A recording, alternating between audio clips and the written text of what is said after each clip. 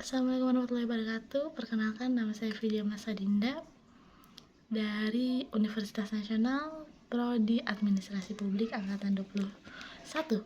Di sini saya mau menyampaikan beberapa materi tentang inovasi dan teknologi administrasi. Di materi pertama dan kedua itu membahas tentang makna inovasi dan ruang lingkupnya. Selain itu, dengan bisnis yang semakin ketat, sudah menjadi kewajiban bagi sektor bisnis untuk terus berinovasi.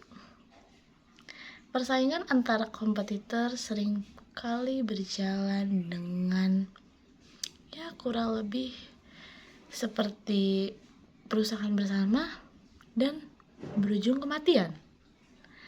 Banyak usaha ketika berusaha itu berkompetisi.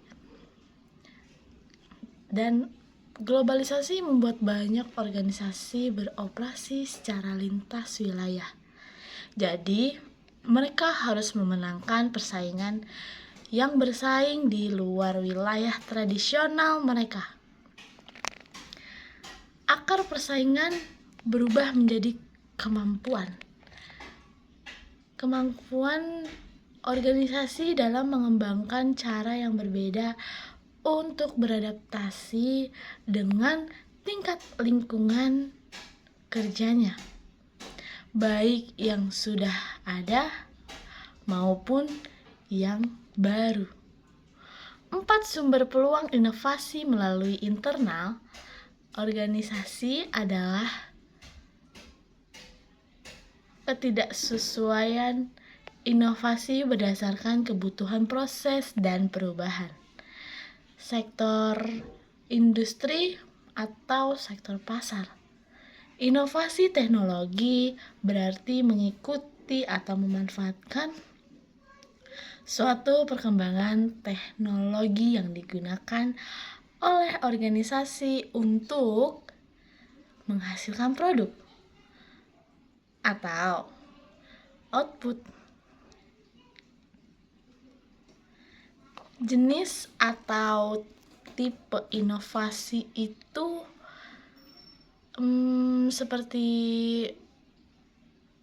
cenderung mengikuti atau memanfaatkan perkembangan yang seperti teknologi yang digunakan oleh organisasi itu sendiri untuk menghasilkan produk atau output yang diinginkan.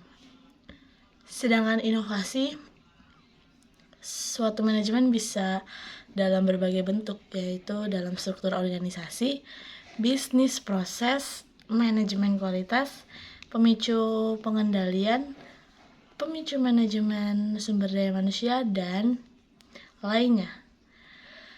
Dari sisi kadarnya, inovasi juga bisa inkremental dan dapat secara radikal.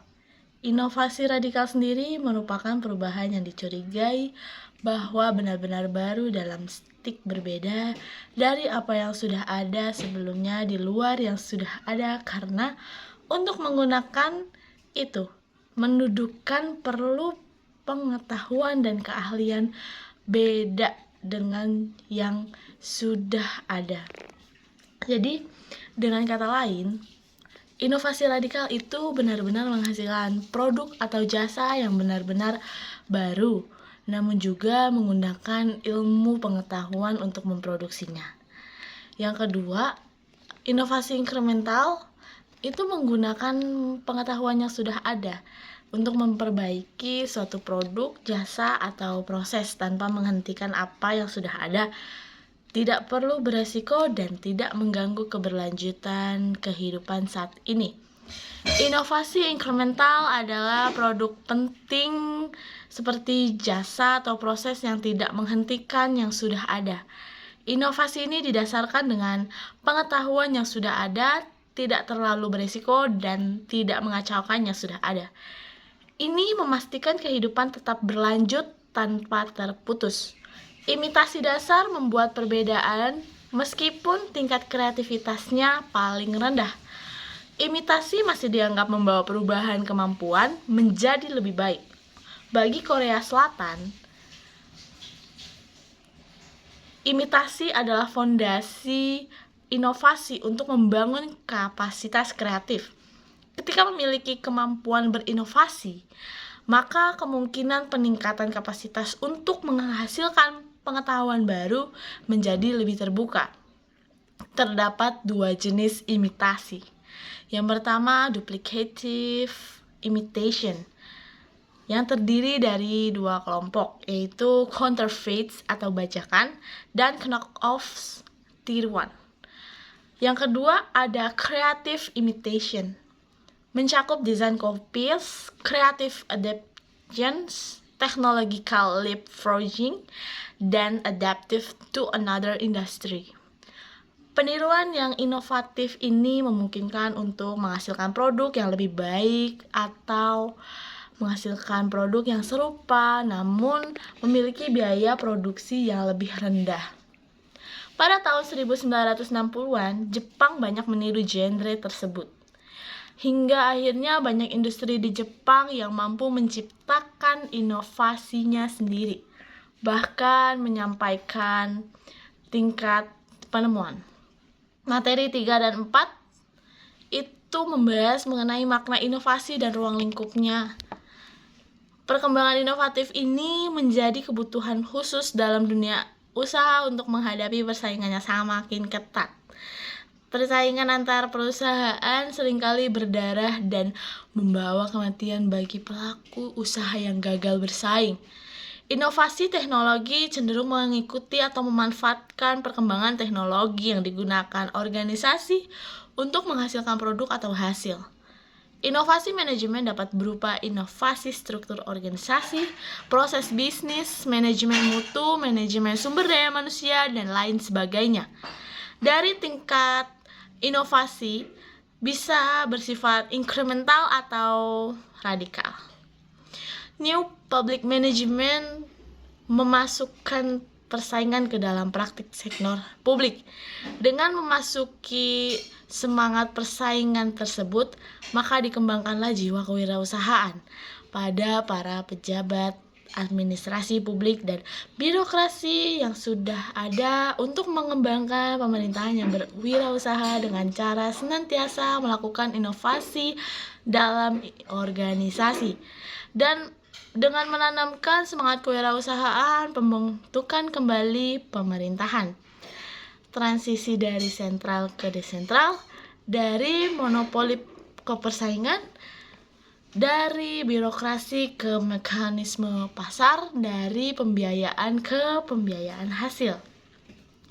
Materi 5 dan ke-6 itu kita membahas inovasi pelayanan publik.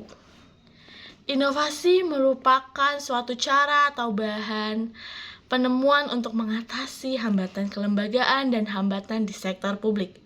Inovasi dan perbaikan berkelanjutan sangat penting untuk transformasi sektor publik.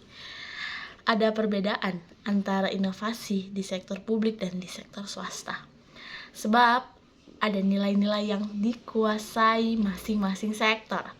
Nilai-nilai yang dimiliki dan diperbandingkan suatu organisasi meliputi dimensi organisasi, prinsipnya, struktur organisasi, langkah implementasi, masalah manajemen, hubungan pengguna akhir, sumber daya manusia, dan sumber daya pengetahuan. Organisasi di sektor publik harus terus belajar dari praktik baik yang dilakukan lembaga lain di sektor publik maupun swasta untuk menerapkan inovasi tersebut. Pendanaan dapat memainkan peran penting dalam kreativitas. Hal ini membantu institusi mengoptimalkan layanan yang dihasilkan dari hasil inovasi, sekaligus merangkul pendekatan baru terhadap inovasi.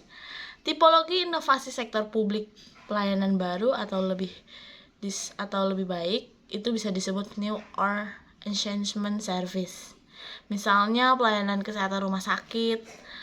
Inovasi proses misalnya perubahan dalam proses penyampaian suatu layanan atau produk. Inovasi administratif atau administrative innovation, misalnya penggunaan alat kebijakan baru sebagai akibat dari perubahan kebijakan. Inovasi sistem adalah sistem baru atau perubahan mendasar terhadap sistem yang sudah ada dengan menciptakan organisasi baru, bentuk interaksi kooperatif baru. Inovasi konseptual adalah perubahan cara pandang, misalnya pengelolaan air terpadu.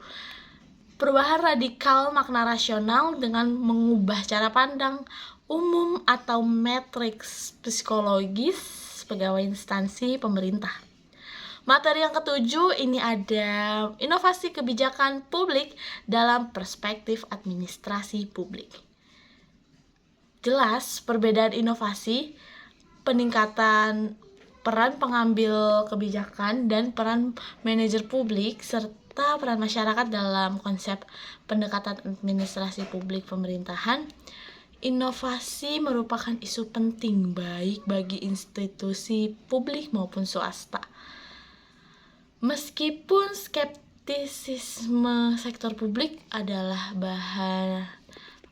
bahwa mereka menolak inovasi yang signifikan. Ada banyak contoh penting. Inovasi meskipun terdapat pandangan skeptis terhadap sektor publik yang dapat bertahan dari inovasi, berdasarkan model administratif yang berbeda ini adalah pelayanan publik yang paling cocok untuk menerapkan prinsip-prinsip inovatif. Melalui NPS atau New Public Service, masyarakat dipandang sebagai keseluruhan dan sebagai manusia, tidak direduksi menjadi pelanggan yang ditentukan oleh perekonomian yang egois atau pihak luar yang menjadi sasaran mekanisme birokrasi. Model New Public Service juga sangat memperhatikan inovasi dan terintegritas serta komprehensif karena New Public Service merupakan pendekatan yang sangat dihargai dalam kolaborasi antar pihak dan peningkatan kinerja masing-masing elemen organisasi. Jadi sekian penjelasan terkait inovasi dan teknologi administrasi yang saya sampaikan.